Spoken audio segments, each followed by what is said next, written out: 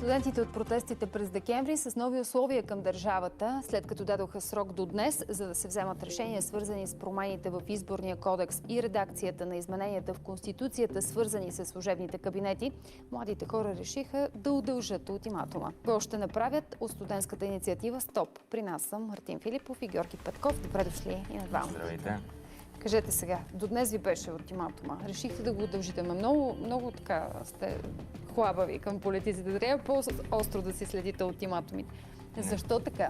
Не смятаме, че сме хлабави по никакъв начин, даже напротив. Просто даваме възможност на всички институции, всички партии, към които сме се обърнали, да преосмислят поведението, което ще кажат към нас. И все пак следващата седмица тепърва започват работа нашите народни представители. Надявам се да имаме позиция от тях. Изпратили сме писма, с които да ги запознаем с нашите искания и дано да има положителен ефект. Очакваме от тях действия.